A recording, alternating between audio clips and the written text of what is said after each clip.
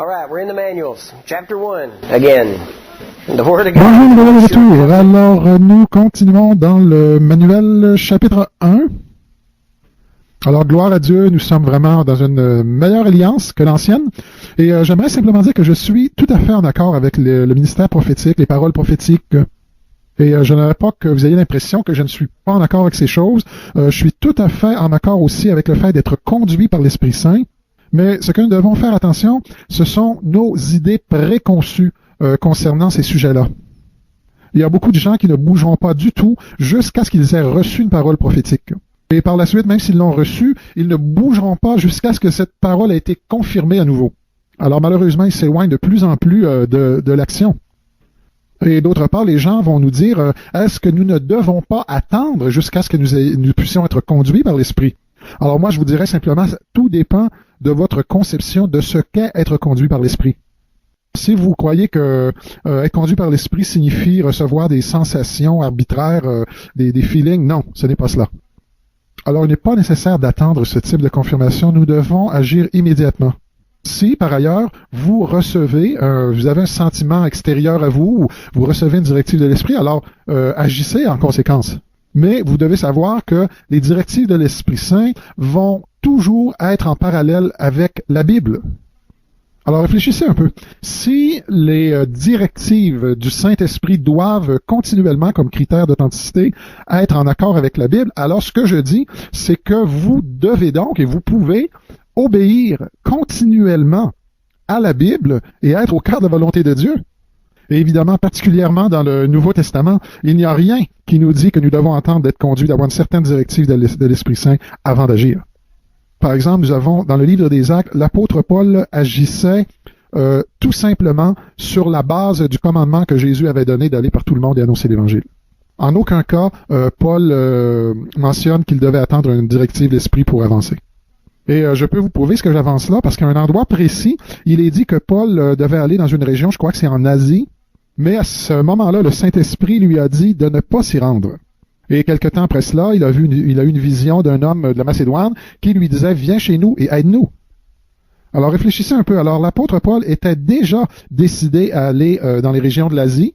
Alors si Paul était dans l'attente pour une directive de l'Esprit, alors le Saint-Esprit n'aurait pas eu à lui dire après coup « Non, ne va pas dans cette direction, va plutôt vers la Macédoine ». Croyez-vous que le Saint-Esprit est continuellement en train de changer d'idée comme cela? Ou s'il sait à l'avance vraiment qu'est-ce qu'il veut faire? Car la Bible nous indique que non seulement le Saint-Esprit va nous conduire dans toute la vérité, mais aussi qu'il va nous montrer les choses à venir. Donc le Saint-Esprit est très bien au courant des choses à venir. Alors effectivement, le Saint-Esprit est intervenu pour donner une directive, pour finalement instruire Paul à l'effet qu'il devait aller plutôt vers la Macédoine. Alors évidemment, je ne suis pas contre le fait d'avoir des directives précises du Saint-Esprit. Mais ce que je dis, c'est que si vous ne recevez pas ce type d'information, de directives précises, alors obéissez à la Bible qui nous dit de prêcher et d'aller dans toutes les nations. Et bien sûr, au fur et à mesure que vous allez obéir à la Bible, oui, il y aura des moments où vous recevrez des directives particulières. Et évidemment, vous y obéirez. Mais jusqu'à ce que vous receviez des directives particulières, vous devez obéir à la Bible. N'est-ce pas simple?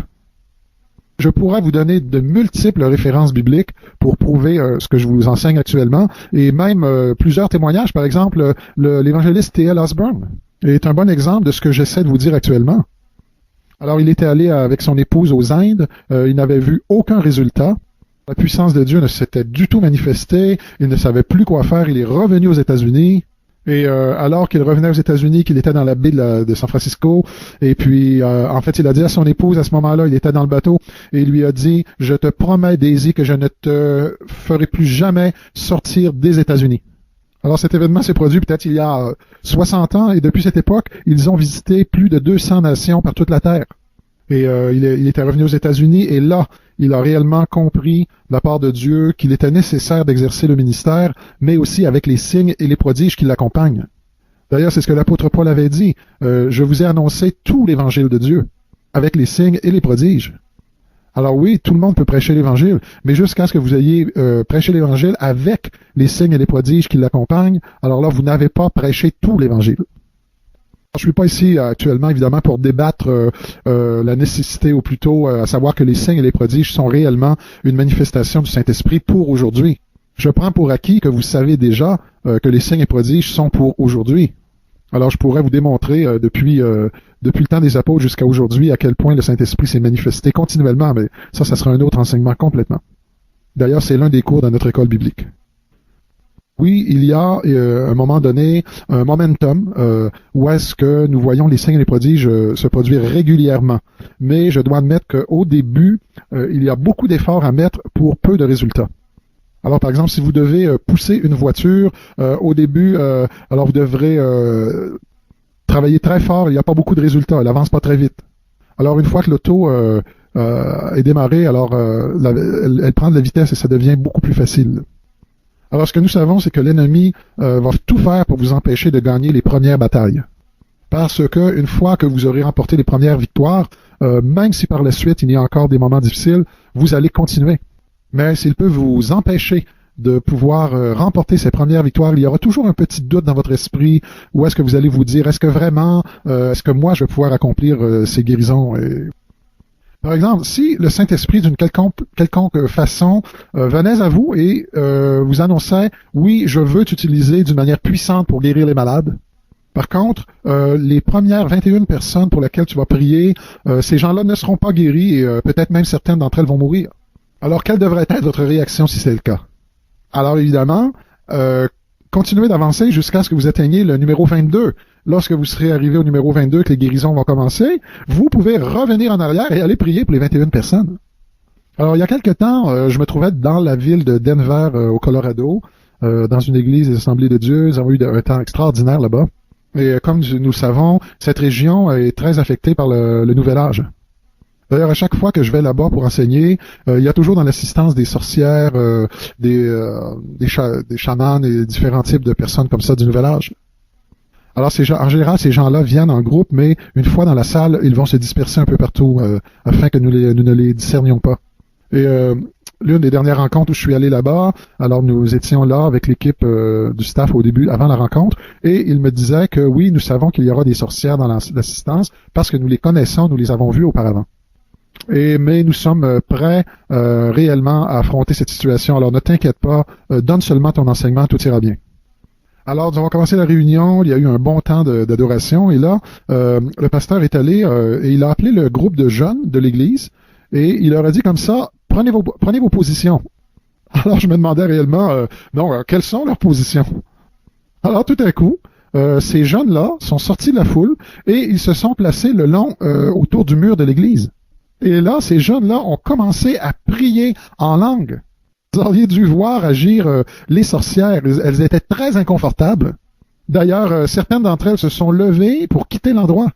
Et à mesure que ces dames-là sortaient, 2 ou 3 des jeunes les accompagnaient en continuant de prier, en leur demandant de se repentir et de croire en Jésus. C'était merveilleux de voir à quel point comment ces jeunes agissaient et comment cette église était bien organisée. Alors, vous voyez, ce type d'organisation va toujours prendre place après une première expérience.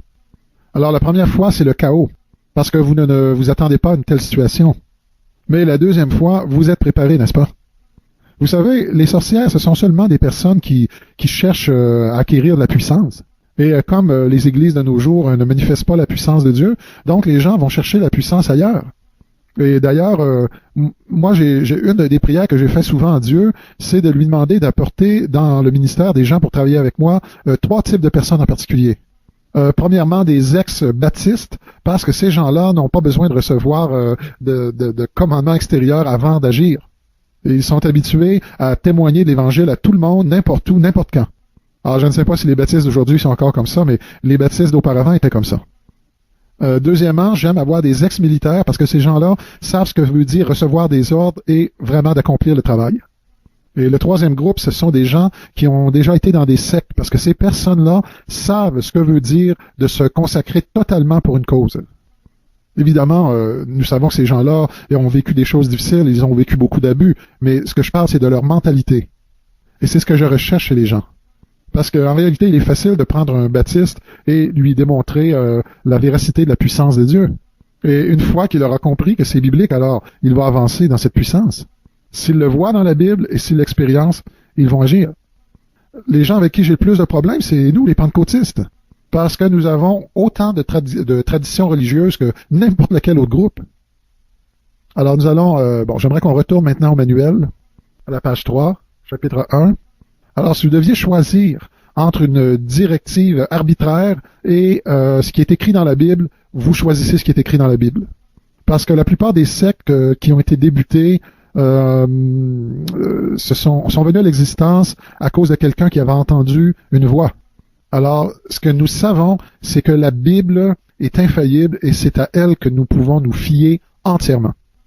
Et même au niveau des paroles prophétiques, alors j'affirme que les paroles prophétiques sont bonnes. La Bible dit de ne pas mépriser les prophéties. Et il est même dit à un endroit à Timothée d'avancer et d'agir selon les prophéties qui t'ont été données auparavant. Alors, les prophéties sont très utiles. Par exemple, si vous vous trouvez dans une situation difficile ou de combat, alors au beau milieu de la tempête, vous allez vous souvenir d'une parole que Dieu vous avait donnée à travers une prophétie. Et là, ça va vous encourager en vous disant, ah, voilà, Dieu était même au courant que j'allais traverser ce combat-là. C'est la raison pour laquelle Dieu vous donne les paroles prophétiques avant l'épreuve. Mais souvent, vous allez recevoir une parole prophétique et vous vous dites, j'espère que vraiment cette parole vient vraiment de Dieu parce que ma vie en dépend. Par contre, ce que vous lisez dans la Bible sera toujours un terrain solide. Alors, vous lisez quelque chose dans la Bible aujourd'hui, cela va vous dire clairement quelque chose, et vous relisez le même passage dans 20 ans, et il vous dira toujours la même chose, n'est-ce pas? Les prophéties peuvent venir et partir, la parole de Dieu demeure. Alors, la parole de Dieu est une alliance plus stable, plus sécuritaire, et elle est aussi notre autorité finale. Nos expériences doivent être jugées par l'Écriture et non pas l'Écriture jugée par nos expériences. Et cela va détruire la plupart de nos traditions d'un seul jet. Alors, vous savez, dans l'Église, souvent, notre théologie est bâtie sur l'échec. Nous avons un échec, nous allons dans la Bible et nous essayons de trouver une parole pour confirmer cela, souvent hors contexte. Notre désir, c'est de trouver une raison pour laquelle nous avons des échecs. Et je vais même plus loin, même nos confessions de foi, ce que nous appelons nos confessions de foi, sont plutôt écrites sur une base réactionnelle et non pas pro-action. Alors nous nous assoyons et nous allons écrire une confession de foi tout simplement pour refuter telle ou telle erreur ou telle fausseté que nous avons entendue ou dans lesquelles nous avons des craintes de tomber. Alors, s'il y a un nouveau problème qui surgit, alors nous devons retourner et rédiger à nouveau ou ajouter des éléments à notre confession de foi. Parce que, voilà, telle chose, nous ne sommes pas d'accord avec cela. Donc, c'est de la manière que nous procédons. Ce n'est pas que c'est mal en soi, nécessairement, mais nous devons réaliser qu'est-ce qui est réellement l'essentiel dans la Bible. C'est-à-dire, quels sont réellement les éléments qui ne peuvent qui sont inchangeables. Alors le psaume 119 au verset 89 affirme « À toujours, ô Éternel, ta parole subsiste dans les cieux. » Alors nous devons accomplir cette parole sur terre. Depuis combien de temps la parole de Dieu subsiste-t-elle dans les cieux? Toujours. Est-ce qu'il y aura un temps dans l'histoire où la parole de Dieu ne sera pas établie dans les cieux? Non. Alors il n'y aura jamais de changement. Dieu ne changera pas sa parole ni pour moi, ni pour vous, ni pour aucune autre situation qui va vraiment venir sur notre chemin.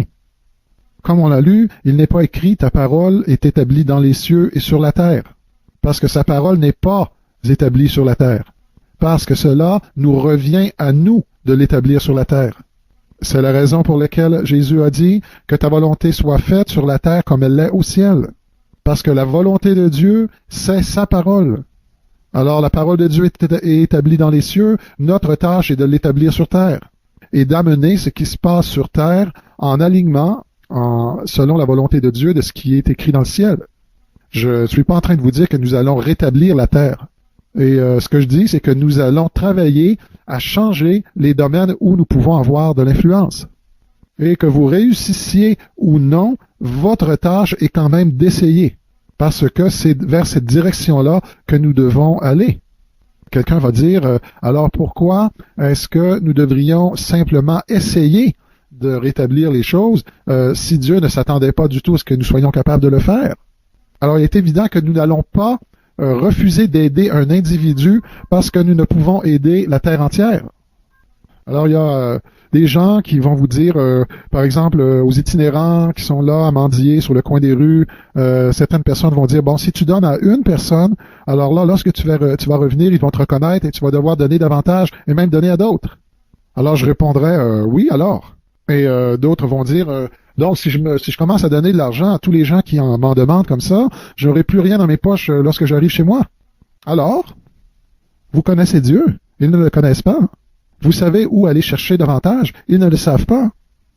Là, nous allons commencer à rationaliser en disant, oui, mais ils vont prendre l'argent de Dieu, ils vont utiliser cet argent pour s'acheter de l'alcool ou des cigarettes.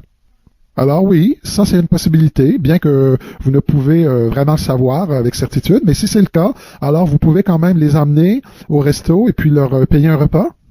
Alors il est étonnant de regarder l'attitude des gens lorsqu'ils passent devant quelqu'un qui demande pour de l'argent.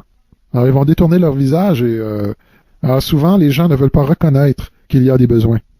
Vous devez réaliser que la Bible affirme que vous devez donner à tous ceux qui vous demandent. Alors plutôt que de raisonner de toutes sortes de manières, ce que nous devons comprendre, c'est que la Bible le dit, alors nous devons obéir. Alors les gens ont peur, ah oui, mais si je donne une fois, il va vouloir une seconde fois. Oui, et ça nous est arrivé à nous aussi. Nous avons donné de la nourriture à des gens, ils sont revenus sans cesse. Et même, ils sont revenus avec leurs amis. Alors là, je suis allé prier, j'ai demandé à Dieu, Dieu, qu'est-ce que je vais faire? Ils sont là et ils s'attendent continuellement à moi. Je suis devenu vraiment pour eux leur ressource. Et Dieu m'a répondu. Il m'a dit, je suis au courant. Et la raison pour laquelle ils te voient comme ça, c'est parce qu'ils ne me connaissent pas, moi, la source de tout. Mais toi, tu me connais. Et moi, je suis ta source à toi. Alors pourquoi est-ce que tu t'inquiètes continuellement? Est-ce que tu n'as pas ce qui est nécessaire? Est-ce que tu n'as pas l'argent? Alors pourquoi tu t'inquiètes? Et j'ai compris et j'ai réalisé que plus je donnais, plus je ne manquais de rien. Et je me souviens, entre autres, à un moment donné, j'étais dans la ville de Dallas et avec mon épouse dans l'auto et quelqu'un s'approche de l'auto. Alors je descends la fenêtre. J'ai mis ma main dans ma poche et j'ai pris qu'est-ce qu'il y avait là et puis je lui ai donné. C'était pas un 100$ ou un 50$, c'était un 10$. Et lorsque je lui ai remis l'argent, cet homme-là était étonné. Ce n'était pas un 25 sous ou un $. Et il m'a dit, que Dieu te bénisse, que Dieu te bénisse. Et j'ai répondu, il me bénit, c'est la raison pour laquelle je peux te donner. Et il a même ajouté, il dit, tu sais, je ne serai pas comme cela toute ma vie. Et il m'a dit, tu sais, il y a eu un moment dans ma vie où j'avais des millions de dollars et j'ai tout perdu. Il y a environ cela une dizaine d'années. Et je te dis que je ne serai pas comme cela toute ma vie. Je lui ai répondu, oui, je crois en toi. Et j'ai été vraiment béni de conversation avec cet homme-là. Et je me suis dit, la prochaine fois que je le vois, je vais lui en donner encore et même davantage. Et bien sûr, il y a des gens qui vont me dire, mais tu t'es laissé avoir, tu ne sais même pas qu'est-ce que cet homme-là va faire avec ton argent. En fait, je n'en fais aucun cas.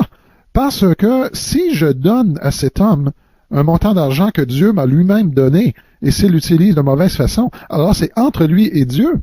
Mais ce qui se passe entre moi et Dieu, c'est l'obéissance. C'est toujours bien d'aider les autres. La Bible ajoute même, lorsque ton ennemi a faim, donne-lui à manger. Et vous voyez, cet homme-là, c'était pas mon ennemi. Il est peut-être pas un chrétien, mais il n'est pas mon ennemi. J'ai seulement un ennemi et il s'appelle le diable. Ces gens-là sont des gens qui ont besoin d'aide. Alors, je crois qu'on devrait retourner lire la parabole du bon samaritain. Alors, ce sont les gens d'église qui ont passé outre, qui n'ont pas aidé cet homme. Et c'est un samaritain qui est allé prendre secours du blessé et qui lui a dit, écoute, j'ai presque rien, mais ce que j'ai, je vais t'aider. Alors, tout ce que je vous dis là, c'est écrit littéralement dans la Bible. Alors, nous devons faire ce que la Bible nous dit de faire. C'est simple. Alors, lorsque nous faisons ce que la Bible dit, ça fonctionne. Je peux vous dire que je suis pas du tout quelqu'un de particulier ou de spécial d'une quelconque façon. Je suis tellement normal que vous ne pouvez pas vous imaginer jusqu'à quel point. Je suis simplement quelqu'un qui a décidé d'aller de l'avant, de ne pas abandonner, et je continue à découvrir sans cesse des choses dans la Bible auxquelles je vais obéir. Et Dieu a été fidèle envers moi. D'ailleurs, il a été beaucoup plus fidèle que moi, je l'ai été. J'ai eu mes hauts et mes bas. J'ai été un chrétien un peu yo-yo, si on veut. Et je peux vous confesser, d'ailleurs, peu de temps après où j'ai commencé à prier pour les malades, il y avait du péché dans ma vie. Et je veux dire du péché. Alors, je savais que c'était péché. Les gens qui me côtoyaient savaient que je vivais dans ces péchés-là. Ça n'était pas des péchés cachés. Et pourtant, je priais pour les gens et les gens étaient guéris. J'étais totalement abasourdi. Et cela allait contre tout ce qu'on m'avait enseigné. Mais finalement, je suis allé à Dieu et je lui ai dit, écoute Dieu, est-ce que tu n'es pas concerné par cela? Est-ce que tu es au courant? Il y a des péchés dans ma vie, Dieu. Qu'est-ce que tu attends? Dieu m'a répondu, je le sais et je vais m'occuper de toi plus tard. Je me sentais un peu comme un étudiant qui a été appelé au bureau du directeur. Et je peux vous dire que immédiatement après cela, il y a eu un désir pour la sainteté qui est venu habiter en moi. Et tout à coup, le péché s'est détaché de moi. Et Dieu a ajouté, oui, il y a du péché dans ta vie, mais j'agis parce que j'aime ces personnes-là.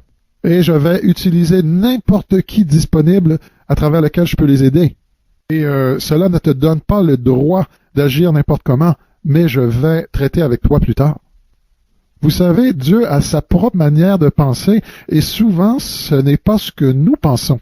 Nous croyons que s'il y a des péchés dans ma vie, cela va faire un court-circuit et Dieu ne peut pas m'utiliser pour aider quelqu'un d'autre. Et combien parmi vous savez que Dieu a utilisé des gens païens pour aider Israël? Et cela, il l'a fait souvent. Alors, si Dieu peut utiliser un païen qui ne croit même pas en Dieu, alors oui, il peut utiliser un chrétien qui a des problèmes ou des péchés. Alors, si Dieu peut même utiliser des chrétiens qui commettent des péchés, à combien plus forte raison il peut utiliser quelqu'un qui veut vraiment marcher avec lui? Ah, d'autres gens vont dire, oui, mais je ne suis pas encore prêt, je n'ai pas assez de connaissances. Mais quelle connaissance que tu dois avoir? D'ailleurs, tout ce que vous savez actuellement est suffisant pour aider quelqu'un qui est dans la même position que vous. Alors, lorsque vous êtes né de nouveau, vous connaissiez le verset de Jean 3,16 que la plupart d'entre nous connaissent. Aussitôt que vous avez appris ce verset de Jean 3,16, vous êtes devenu qualifié pour être un évangéliste. Alors, non pas qu'il faut apprendre toute la Bible. Alors, vous ne connaissiez presque rien de la Bible lorsque vous êtes devenu sauvé. Et là, vous avez quand même battu le diable. Vous avez battu le diable avec un seul verset, sans connaître rien de tous les autres versets du livre. J'aimerais vous donner un exemple. Pendant la Deuxième Guerre mondiale, il y avait les camps de concentration. Et vous savez que dans la plupart des camps de concentration, la porte d'entrée était ouverte la plupart du temps. Alors oui, il y avait les gardiens, évidemment, avec une tour, les gardiens en haut, les mitraillettes. Alors, admettons que nous sommes dans les années 1944, et là, vous êtes dans l'un de ces camps de concentration. Et là, la vie est dure dans ce camp, vous êtes là et vous regardez sans cesse cette porte. Il y a des gens qui entrent, d'autres qui sortent, des autos, des camions. Et tout à coup, il vous vient l'idée de vous dire, je crois bien que je pourrais sortir de ce lieu. Et là, vous le dites à certains de vos amis prisonniers, et eux vous disent, n'essaie même pas. Tu vois, il y a des soldats, ils vont te tuer avec les mitraillettes. Alors n'essaie même pas, tu es fou si tu essaies. Alors là, ok, vous abandonnez le projet, mais vous revenez à cette idée plus tard. Et vous vous dites, non, je crois que je peux y arriver. Alors, je sais ce que je vais faire, je vais placer une pelle sur mon épaule et ils vont croire que je suis assigné à effectuer une tâche. Alors au moins, j'aurai essayé. Et vous vous levez un matin, vous prenez votre pelle sur votre épaule. Alors, vous vous tenez bien droit et vous commencez à marcher comme si vous saviez exactement où vous allez. Et là, vous avancez vers la porte avec assurance, vous ne les regardez pas, mais vous savez que les gardes sont là, ils vous voient, ils sont en haut, vous entendez le craquement de la mitraillette qui se tourne vers vous, et vous commencez à transpirer, mais vous continuez à marcher. Alors, vous les entendez, vous ne comprenez pas leur langue parce qu'ils parlent allemand, mais vous les entendez discuter entre eux, tout à coup, la mitraillette se détourne de vous, ils retournent à faire leur tâche habituelle, et vous marchez hors du camp. Alors, vous continuez d'avancer, il y a un endroit qui est dégagé là devant le camp, mais vous traversez ce lieu et vous arrivez jusqu'à la fin, il y a des arbres. Et là, tout à coup, il y a une trappe qui s'ouvre au bord de la forêt et il y a quelqu'un qui est là, viens ici. Alors, ce sont des gens de la résistance française et finalement, vous êtes sauvés. Et là, même peut-être un mois plus tard, vous vous réveillez un matin et là, vous dites, gloire à Dieu, je suis rendu au Minnesota. Ah, il est bon d'être ici. Alors, un peu plus tard, durant la matinée, le téléphone sonne, vous répondez, vous dites « Hello ». Et à l'autre bout du fil, vous entendez une voix peu familière et qui vous dit ceci. « Bonjour, Foufoussette s'est échappé et nous vous ordonnons de revenir sur le champ dans le camp de concentration. Comprenez-vous? » Et là, vous retenez le téléphone comme ça, et pendant un court moment, et là, tous vos souvenirs du camp de concentration reviennent, et vous vous dites, est-ce que vraiment je devrais retourner? Et là, tout à coup, vous revenez à votre esprit, vous dites, non, je suis au Minnesota. Clic, vous raccrochez. Hey, je suis libre. Laissez-moi vous poser cette question. Qu'est-ce qui vous a demandé le plus de fois?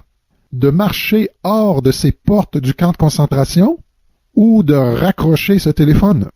Alors, si vous avez réussi à traverser ces portes et vous échapper du camp de concentration, raccrocher le téléphone peut être assez facile. La Bible affirme que alors que nous étions morts dans nos péchés, alors que nous appartenions au diable, nous avons fait un choix et Jésus nous a transportés du royaume des ténèbres vers son royaume glorieux. N'est-ce pas? Alors, si nous avons été capables d'accomplir cela lorsque nous lui appartenions, alors combien il devrait être plus facile de raccrocher le téléphone lorsque le diable vient nous dire « Tu es malade, tu as un cancer et je vais te tuer ». Alors vous devriez prendre ce téléphone et dire « Hey, tu es vraiment fou » et puis raccrocher. N'est-ce pas vrai? Alors les gens vont dire souvent « Oui, mais j'ai donné accès au diable et maintenant il a le droit de venir dans ma vie. » OK, vous voulez aller sur ce terrain des droits légaux, alors oui. Alors la Bible affirme que le diable est un menteur et un meurtrier dès le commencement. Et pour une quelconque raison, il semble que vous avez cru que le diable a une certaine autorité. Alors cela est faux. La Bible dit qu'il est un esprit criminel renégat. Cela depuis le jour où il a voulu s'élever au-dessus du trône de Dieu. Depuis ce moment précis, il est devenu un criminel. D'ailleurs, il n'est pas entré dans le jardin d'Éden en disant à Adam, « Alors Adam, voici, ce jardin m'appartient, tu me le donnes. » Il a été nécessaire qu'il utilise la ruse pour les tromper. Il n'avait pas aucune autorité ou habileté pour prendre possession du jardin. Il n'avait aucun droit sur ce jardin. Il ne pouvait que recevoir ce qui lui serait donné. Et malheureusement, Adam et Ève lui ont remis la possession du jardin. Et la Bible affirme d'ailleurs particulièrement pour les chrétiens, vous ne vous appartenez pas à vous-même. Et même votre corps ne vous appartient pas, vous avez été racheté à un grand prix. Si je prends par exemple le véhicule avec lequel je suis venu ici, alors il est à mon nom, c'est mon auto. Alors si j'avais laissé mes clés ici sur la table, croyez-vous que le fait que les clés soient là, que cela vous accorde le droit de prendre les clés, de les donner à quelqu'un d'autre et de dire « Voici l'auto de Curry, tu peux le prendre ». Alors avez-vous ce droit? Non. Alors si votre corps n'est pas à vous, à qui appartient-il? À Dieu. Vous n'avez même pas l'autorité de donner droit au diable sur votre corps. Vous comprenez? Parce que ce corps ne vous appartient pas. C'est étrange parce qu'on ne voit jamais ces choses écrites dans le Nouveau Testament. Il n'est jamais question que vous donniez le droit au diable d'agir dans votre corps. Alors, vous pouvez récolter des conséquences de péché, mais pas la maladie. La maladie a toujours été une attaque de l'ennemi. La maladie peut entrer de l'une de ces trois manières. Elle peut venir par le principe de la semence et de la récolte. Alors, effectivement, si vous traitez mal votre corps, si vous absorbez des mauvaises substances, vous créez d'une certaine manière un accès pour que votre corps devienne malade. Vous donnez au diable un terrain d'action. Et évidemment, deuxièmement, il y a simplement une attaque de front. C'est une attaque. Alors, je veux placer l'emphase sur cela. Il y a l'aspect de la récolte, de la semence et de la récolte, mais aussi il y a l'aspect de cette attaque de l'ennemi. Alors, l'ennemi va vous attaquer parce qu'il vous hait. Vous n'avez rien à faire pour cela. C'est pour cela que j'ai un problème avec ces théologies qui vont dire, par exemple, si vous avez un mal de dos, alors c'est relié à une tristesse que vous n'avez pas résolue ou un manque de pardon. Si vous avez de l'arthrite, c'est sans doute parce que vous avez de l'amertume dans votre vie. Alors, il y a des gens qui essaient de dire, voici, s'il y a telle maladie, il y a nécessairement une cause spirituelle à cette maladie. Alors, le problème avec cette doctrine, c'est que il faut que vous soyez juste à chaque coup et à 100% exact. Parce qu'en acceptant cette doctrine, vous devenez juge de chaque personne qui a la même maladie en disant, vous avez cette maladie parce que voici la cause spirituelle à votre maladie.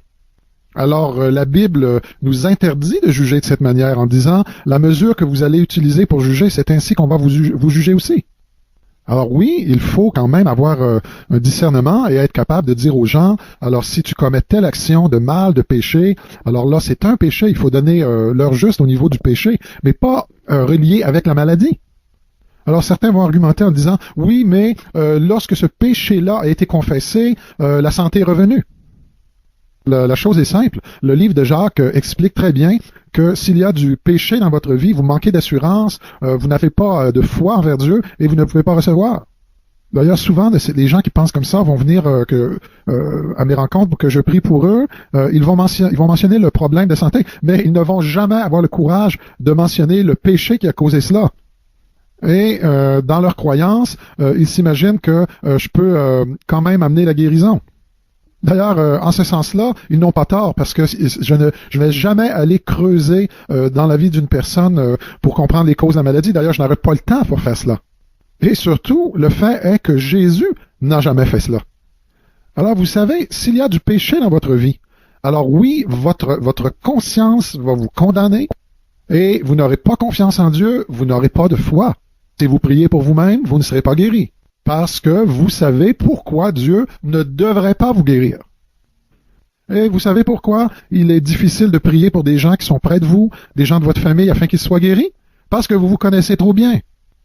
Alors, eux peuvent penser à une multitude de raisons pourquoi ils ne seraient pas guéris, et ils vont penser aussi à une multitude de raisons pourquoi Dieu ne vous utilisera pas pour les guérir.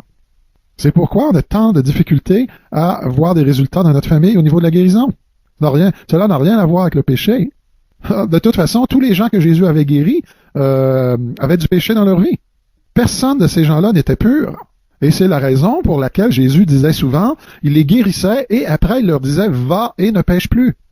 Nous disons le contraire. Nous disons aux gens, si tu cesses de pécher, là tu seras guéri. Notre théologie n'est pas biblique. Jésus ne nous a pas envoyés pour essayer de creuser, de trouver les racines, les problèmes de tous les gens. Il nous a envoyés pour libérer les captifs. Bref, si nous étions là avec comme but de trouver les problèmes des gens, nous ne serions qu'un grand regroupement social, un groupe de conseillers. Alors, la Bible dit que c'est le Saint-Esprit qui est notre conseiller et ce n'est pas notre tâche. Alors, c'est ce que nous disons. Mon grand-père avait certainement un lien de génération sur lui. Il a certainement fait ce péché-là. Alors, laissez-moi vous dire que si vous avez des problèmes, ce ne sont pas des problèmes de lien de génération, ce sont simplement des péchés. Alors, si j'étais devenu alcoolique tout simplement parce que mon père était alcoolique, il n'y aurait pas là de lien de génération. C'était simplement moi qui aurais vu mon père en train de boire toute ma vie et qui a fait le choix de boire comme lui l'a fait. Alors, il n'est pas question dans ces cas-là d'essayer de briser les liens de génération. Cela s'appelle un péché. C'est de l'ivrognerie. Et il y a quelqu'un qui va me dire, ah oui, mais je ne peux pas faire autrement. Tu es menteur. Oui, tu peux changer. Tu dois prendre tes responsabilités. Il est étrange que les gens n'haïssent jamais le péché qu'ils commettent. Même les gens qui ont cette théologie des liens de génération. Alors, comment se fait-il qu'on aime tant continuer à pécher? Alors, souvent, les gens aiment le péché, mais ils ne veulent pas aller en enfer. C'est là le problème. Ce n'est pas un problème de lien de génération. Alors, si on veut bien le comprendre, la terre entière est sous la malédiction. Et c'est incroyable à quel point l'Église a créé, en fait, toute une industrie avec cette doctrine des liens de génération. Alors, il y a beaucoup de bouquins qui ont été écrits, beaucoup de congrès, d'enseignements, et certains de ces congrès sont très coûteux. Alors, vous devez être là, vous asseoir, de visualiser Jésus, de rechercher la racine du problème où tout a commencé. Laissez-moi vous dire que Jésus n'a jamais utilisé de telles pratiques. Et il ne vous a pas mandaté de le faire non plus. Et il vous a ordonné, guéris les malades, chasse les démons. Et c'est tout. Oh oui, mais tu ne comprends pas. J'ai des peurs dans ma vie. Lorsque j'avais 3 ans, j'étais sur une balançoire, quelqu'un m'a poussé, et depuis ce temps-là, j'ai des peurs dans ma vie. Ah oui, alors nous allons te ramener là, dans ce parc de balançoires. Alors ferme tes yeux.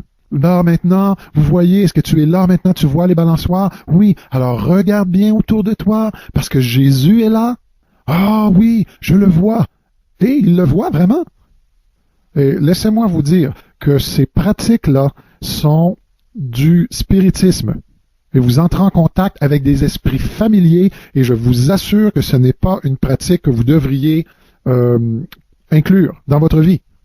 D'ailleurs, je n'ai vu aucune église qui sont allés dans cette direction et qui n'ont pas vécu des problèmes majeurs, des divisions, et qui finalement ne se sont retrouvés dans des situations pires que les situations préalables. Alors oui, il est vrai que ces techniques fonctionnent pour aider quelques individus, mais de toute manière, les techniques comme la psychothérapie, l'hypnose vont aussi fonctionner et puis d'amener de l'aide à certains individus. Donc cela n'est pas un critère. Nous devons retourner à ce que Jésus a dit. Alors n'essayez pas de commencer à visualiser les choses. L'apôtre Paul a dit, j'oublie ce qui est derrière et je me tourne vers ce qui est devant.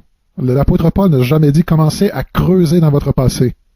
Les gens ne comprennent pas que la Bible affirme que nous sommes morts, que notre passé est mort. Et c'est pourquoi j'ai dit dès le départ que la plupart des problèmes expérimentés par les chrétiens viennent d'un manque de compréhension au niveau de la nouvelle naissance. La nouvelle naissance dit que votre être ancien n'existe plus, alors n'essayez pas de ressusciter. Alors arrêtez d'utiliser cela comme un alibi pour continuer à vivre dans vos péchés. Oui, vous pouvez changer.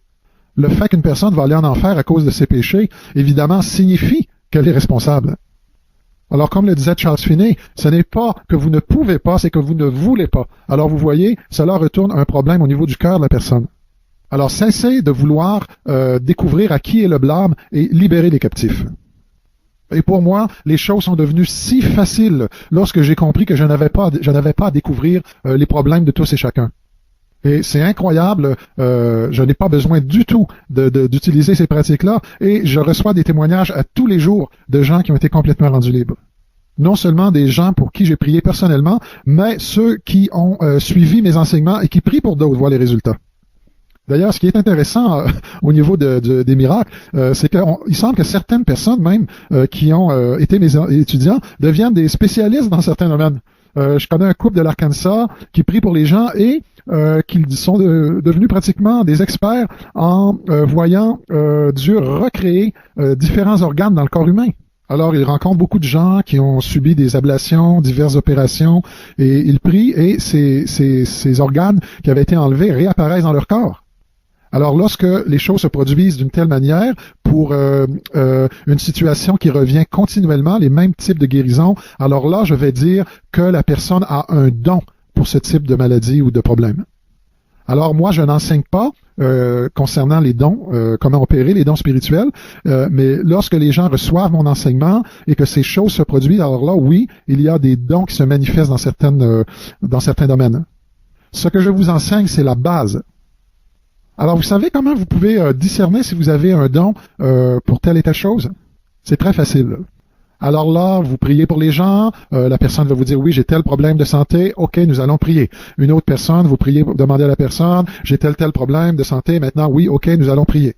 Et lorsque vous devez prier pour une personne qui va vous mentionner tel et tel problème, où votre taux de réussite est très élevé au niveau de la guérison, donc pour vous, c'est immédiat, c'est facile, alors vous dites à la personne, ah, voilà, il n'y a aucun problème, on va prier, la chose va partir immédiatement, ou tu seras guéri immédiatement.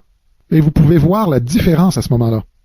Alors, généralement, c'est que vous avez un don précis pour ce type de problème ou de maladie. Cela ne veut pas dire que vous devez prier seulement pour ces maladies-là et ne pas prier pour les autres. Alors, vous devez prier pour tout le monde, mais lorsque ce don particulier commence à agir, alors c'est encore mieux. Revenons à notre psaume 119 et le verset 89. À toujours, ô Éternel, ta parole subsiste dans les cieux, de génération en génération, ta fidélité subsiste. Tu as fondé la terre et elle demeure ferme. C'est d'après tes lois que tout subsiste aujourd'hui, car toutes choses te sont assujetties. Si ta loi n'eût fait mes délices, j'eusse alors péri dans ma misère. Je n'oublierai jamais tes ordonnances, car c'est par elles que tu me rends la vie. Pour ceux qui ont le manuel, vous voyez que nous avons placé le mot hébreu là, qui est utilisé pour le mot subsiste dans le verset 89. Et le mot veut dire être fixé, être établi comme une balise. Alors la parole de Dieu est établie comme une balise. Si Jésus n'a pas pratiqué ou fait telle ou telle chose, ne le faites pas non plus. Tout cela va faire disparaître presque 99% de tous les enseignements qu'on a reçus dans l'Église sur la guérison. N'est-ce pas? Alors Jésus n'a jamais analysé la vie des gens comme nous voulons le faire aujourd'hui. Et même de cela, Jésus n'a jamais questionné les gens au sujet de leur foi. Oui, lorsqu'une personne démontrait beaucoup de foi, Jésus en tenait compte, c'est vrai. Il leur disait, oui, ta foi, c'est la foi, ta foi qui t'a sauvé, ta foi qui t'a guéri. Et oui, il disait à certaines personnes, est-ce que tu crois que je peux accomplir ce miracle? La personne répondait oui, alors il disait, sois guéri. C'est tout. Alors, vous vous souvenez par exemple de ce récit où il y avait une femme courbée qui est entrée dans la synagogue? Et la Bible dit que lorsque Jésus l'a vue, il a appelé la femme à venir vers lui. Alors, lorsque la femme est venue vers lui, Jésus ne lui a pas dit, femme, quel privilège tu as aujourd'hui et quel est ton niveau de foi? Crois-tu que tu as suffisamment de foi pour que je te guérisse? Et autre chose, Jésus ne lui a pas dit, alors je vois, tu es courbé, tu as des problèmes dans le bas du dos, alors c'est sûrement parce qu'il y a du manque de pardon dans ta vie. Alors si tu te repens et si tu pardonnes, Dieu va te guérir. Vous comprenez, trop souvent, on essaie de jouer le rôle d'un médecin plutôt que de simplement délivrer les gens comme Jésus nous l'a ordonné. Votre rôle est de délivrer les gens et de faire ce que Jésus a fait. Alors Jésus a appelé cette femme à venir vers lui et il a dit à la femme, femme, tu es guéri de cette infirmité. Il lui a même pas demandé si elle le voulait. Vous savez, la plupart des gens ont cette idée que Jésus montait sur une montagne durant la nuit, qu'il avait un dialogue avec Dieu et que Dieu allait là lui montrer tout ce qu'il devait accomplir la journée suivante. Alors Jésus, le lendemain, accomplissait ce qu'il avait vu. Si c'était le cas, nous pourrions dire que Jésus aurait agi sans avoir besoin du tout de la foi. Parce que la foi nécessite que nous n'ayons aucune évidence des choses pour lesquelles nous prions, autre que la Bible. Plus vous avez de données et d'évidences, moins la foi est nécessaire.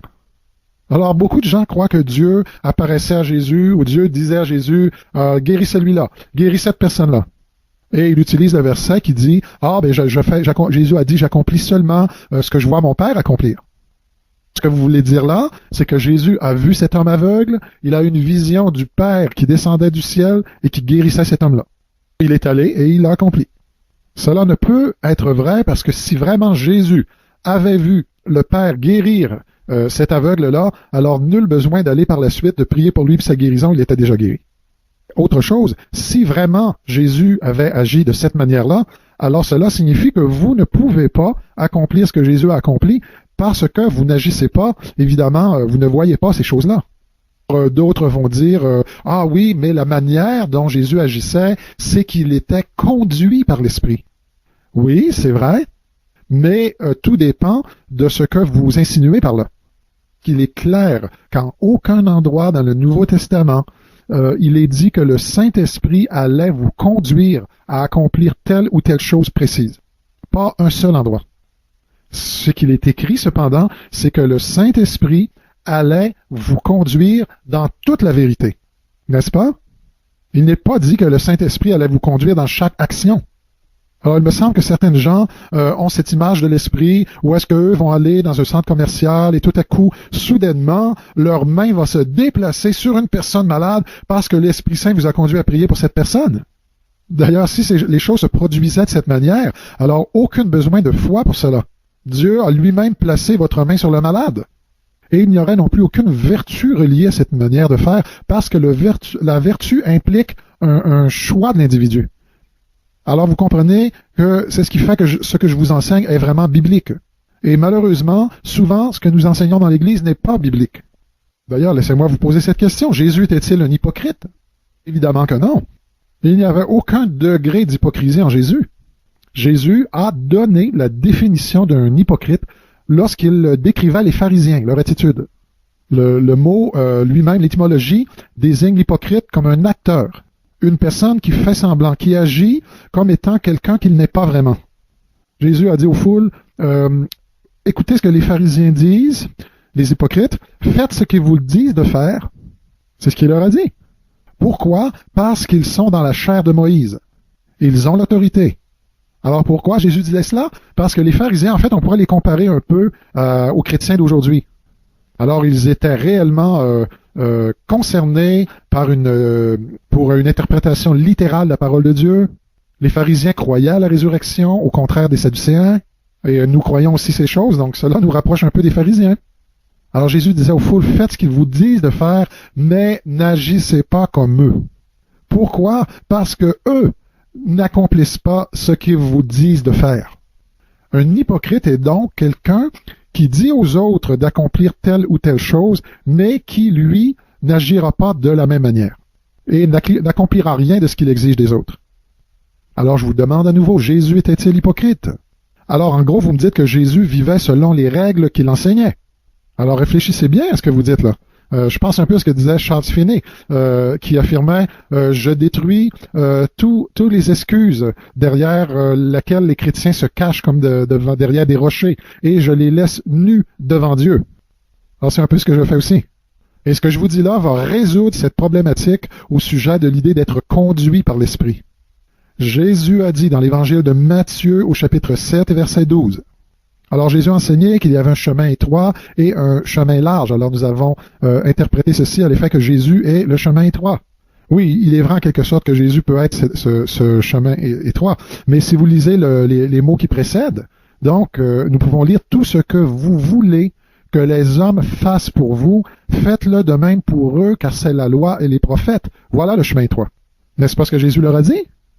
Alors, si vous faites aux autres ce que vous aimeriez que les autres vous fassent, vous accomplissez la loi et les prophètes. C'est bien ce qu'il a dit. Alors, écoutez-moi bien maintenant. Je vais vous donner une courte réponse, un court énoncé, pour que vous sachiez quoi faire dans chaque situation devant laquelle vous vous trouvez. Vous n'avez pas besoin d'étudier toute la théologie. Vous n'avez pas besoin d'apprendre la Bible par cœur. Tout ce qui est nécessaire dans chaque situation qui se trouve devant vous. Agissez envers les autres comme vous aimeriez que les autres agissent envers vous. Et si vous agissez comme cela, vous accomplirez la loi et les prophètes. Et tant et aussi longtemps que vous allez agir en accord avec cette règle, vous accomplirez toute la Bible. Alors c'est ce que Jésus a enseigné aux autres à faire. Et évidemment, cela signifie que si Jésus n'avait pas vécu selon cette même règle, on pourrait le qualifier d'un hypocrite. Alors voici le point que je veux marquer. C'est que Jésus n'était pas là allant de lieu en lieu en étant conduit comme une sorte de marionnette par un Dieu qui se tient au-dessus de lui comme ça. Et qu'il n'avait aucun contrôle dans ses choix. Je vais simplement me laisser vaguer au gré de l'esprit. Et j'aimerais vous dire que les gens qui semblent dire que c'est leur manière de vivre, souvent, ils sont imbus d'eux-mêmes. Mais je vous dis que d'être conduit par l'Esprit est égal à l'obéissance de la parole de Dieu parce que c'est lui qui l'a écrite. Si vous dites que vous êtes conduit par l'Esprit, cela signifie que vous êtes en train d'accomplir ce qui est écrit dans la Bible. C'est aussi simple que cela. Et selon le livre des Actes, au chapitre 10 et verset 38, il est dit que Jésus de Nazareth allait de lieu en lieu, faisant du bien et guérissant tous ceux qui étaient sous l'empire du diable, car Dieu était avec lui. Et le début du verset affirme que Jésus était loin du Saint-Esprit pour accomplir cela. Et le mot qui est utilisé là pour aller de lieu en lieu signifie que Jésus allait partout sans directive précise, sans une direction précise. On vous a sans doute enseigné que Jésus montait sur la montagne, qu'il rencontrait Dieu le Père et que là, il recevait ses directives pour la journée qui vient. Alors il sortait son petit agenda et il disait à Dieu le Père, « Ok papa, dis-moi qu'est-ce que je vais faire demain ?» Et là, le Père lui répondrait, « Ah oui, mon fils, alors sois certain que tu seras près du puits de Jacob en matinée parce qu'il y aura une femme là. Alors mets cela dans ton agenda et sois certain d'être à l'heure. Et voici ce qu'elle va te dire et voici ce que tu vas lui répondre. » Non, ce n'est pas comme ça que Dieu agit. Alors lorsque le centurion va venir à toi, il va venir et il va te demander d'aller guérir son serviteur, mais je ne veux pas que tu ailles là. Alors plutôt, tu vas simplement prononcer une parole de guérison. Mais Jésus répond au Père, « Mais papa, je vois tellement, il y a tellement de centurions dans cette ville, comment est-ce que je vais savoir que c'est le bon? » Alors c'est simple, il ressemble à cet acteur américain Ernest Borgnine. Alors les gens croient que Jésus était conduit ainsi par le Père. Non. Alors est-ce que la Bible ne dit pas que Jésus a accompli toute la loi et les prophètes? Alors, cela signifie évidemment que Jésus a accompli tout ce qui était contenu dans la parole de Dieu, qui était d'agir envers les autres comme il aurait aimé que les gens agissent envers lui. D'ailleurs, vous savez, cette règle d'or d'agir envers les autres comme on aimerait qu'ils agissent envers nous, on nous enseigne ça depuis qu'on est enfant. Traite les autres comme tu aimerais être traité. Mais le problème, c'est que nous avons considéré ce concept seulement dans une vue humaine. Alors, quelqu'un est malade, va lui donner un bol de bouillon de poulet. Il faut aider la petite dame à traverser la rue. Alors, ouvre la porte devant les gens. Sois gentil, sois poli. Non, ce n'est pas de ce quoi il s'agit. D'ailleurs, si nous regardons bien la vie de Jésus, Jésus n'était pas toujours très poli. Vous vous souvenez, lorsqu'il a pris le fouet et qu'il est entré dans le temple, et il est dit qu'il a renversé les tables et les gens se sont sauvés. Ils avaient peur d'être frappés.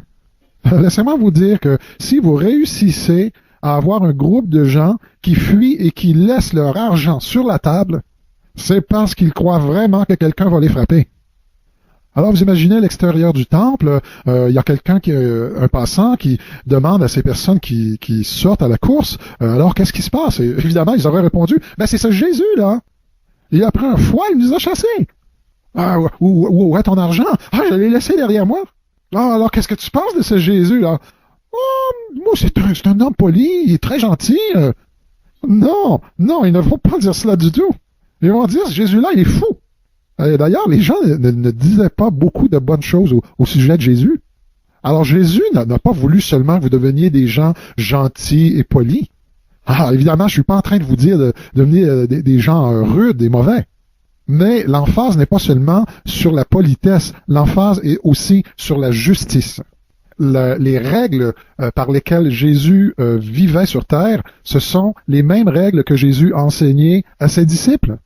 Et est-ce que les disciples étaient donc aussi responsables pour accomplir les Écritures? Bien sûr que oui. Est-ce à dire que Jésus lisait la Bible à tous les jours en essayant d'accomplir littéralement chaque ligne des écrits? Non, il le faisait en allant de lieu en lieu, faisant du bien et guérissant tous ceux qui étaient sous l'empire du diable. C'est ce que Jésus aurait aimé que les autres fassent envers lui-même s'il avait été dans la même situation. Nous regardons les choses simplement avec une vue humaine et nous analysons toutes choses selon nos capacités humaines. Mais vous devez réaliser que vous n'êtes plus un humain. Vous êtes une nouvelle création en Jésus-Christ. Il y a même une traduction de la Bible qui dit « une nouvelle espèce d'individu qui n'est jamais venu auparavant ». C'est ce que vous êtes. Et vous êtes cette nouvelle espèce qui n'avait non seulement l'Esprit Saint de Dieu, mais aussi sa puissance. Alors maintenant, lorsque vous pensez à agir, à faire du bien aux autres et à agir envers les autres comme vous aimeriez qu'ils agissent envers vous, alors il n'en est pas simplement sur le plan humain, mais vous devez réaliser que la divinité même habite en vous et que vous avez ce mandat d'aller partout, de lieu en lieu, et de faire du bien et de guérir tous ceux qui sont sous l'empire du diable. Par exemple, vous allez dans un tel lieu, vous rencontrez une personne qui est très malade. Alors vous regardez cette personne et vous vous dites, qu'est-ce que je peux bien faire pour elle? Alors c'est simple. Vous vous dites, oui, alors j'ai assisté au séminaire sur la guérison divine, je sais que je devrais aller prier pour cette personne, mais est-ce que je devrais vraiment y aller? Alors là, comme la Bible le dit, le travail du Saint-Esprit, c'est de ramener à votre mémoire toutes les choses que Jésus a dit. Si le Saint-Esprit doit vous enseigner ce que Jésus a dit, alors n'est-ce pas qu'il va vous enseigner ce que je viens de vous lire dans la Bible? Alors là, vous vous questionnez et vous dites, oh, qu'est-ce que je devrais faire? Est-ce que Dieu veut réellement que j'aille prier pour cette personne-là? Et je vous garantis que le verset qui va venir à votre esprit est celui-ci, ce que vous aimeriez que les autres fassent pour vous, faites-le de même pour eux. Alors comprenez-vous à quel point ce système est parfait pour Dieu?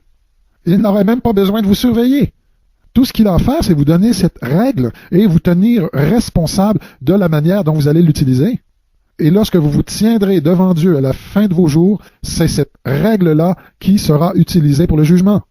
Comment as-tu vécu ta vie? As-tu fait aux autres ce que tu aurais aimé que les autres te fassent? Et non pas Dieu qui vous dirait, oh, tu te souviens là, il y avait une lumière rouge et je t'avais dit de tourner à droite.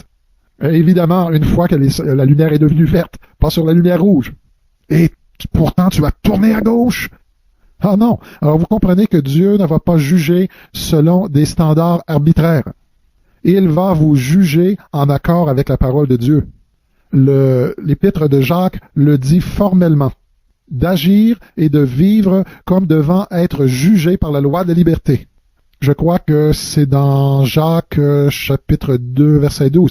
Alors Jacques 1, 25 affirme que la loi parfaite, la Bible est la loi de la liberté et que nous devons persévérer en accomplissant cette loi de la liberté.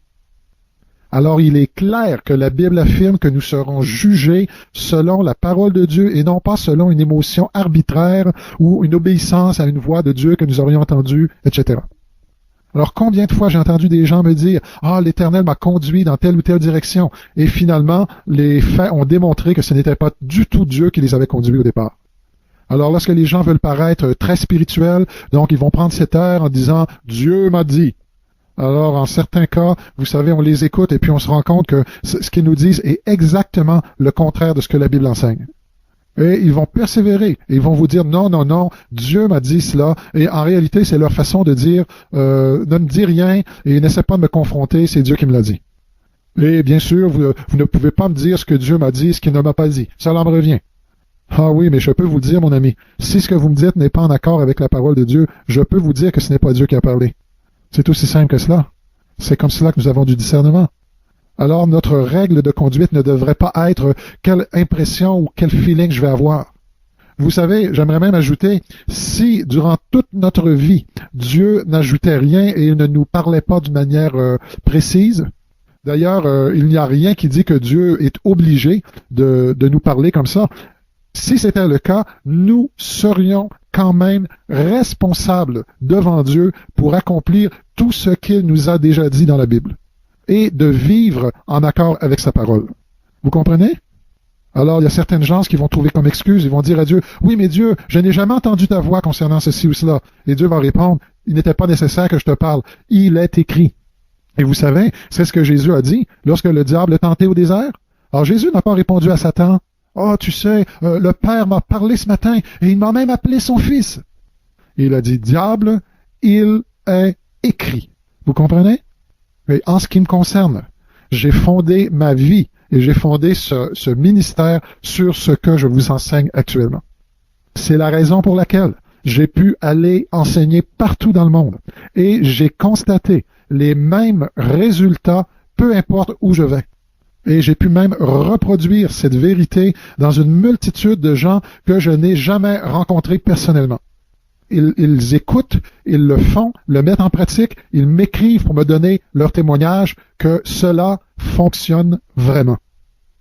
Et vous savez, nous sommes presque à la demi dans ce séminaire et il est déjà trop tard pour vous. Votre vie est déjà ruinée, dans ce sens que j'ai ruiné toutes vos traditions religieuses.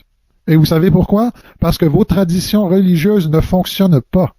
Il y a certaines gens qui vont me dire, mais ce que tu enseignes là, c'est pas une vie chrétienne normale. Alors, je le sais. Nous ne sommes pas appelés à être des gens normaux. Alors, est-ce que vous trouvez cela normal de voir des gens autour de vous, des membres de votre famille, mourir comme cela? Est-ce que c'est normal d'imposer les mains aux malades sans qu'il n'y ait de guérison? Alors, si c'est cela être normal, moi, je ne le veux pas. Je ne veux pas être normal.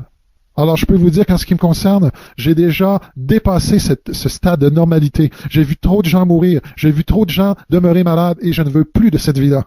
Et j'ai décidé que plus jamais je ne serai normal. J'ai décidé de devenir différent. Pas quelqu'un de spécial ou de particulier, non, différent. Dieu nous a appelés à être des gens mis à part, des gens qui sont différents du reste du monde. Dieu ne vous a jamais appelés à être des gens normaux en ce sens-là. Alors, pour certains autres d'entre vous, cela va vous encourager parce que vous étiez en train de vous demander « Ah, Seigneur, est-ce qu'il y a quelque chose d'inexact avec moi? » Être normal, c'est en réalité de ne pas être normal. Alors, je vais simplement vous laisser sur ces paroles-là.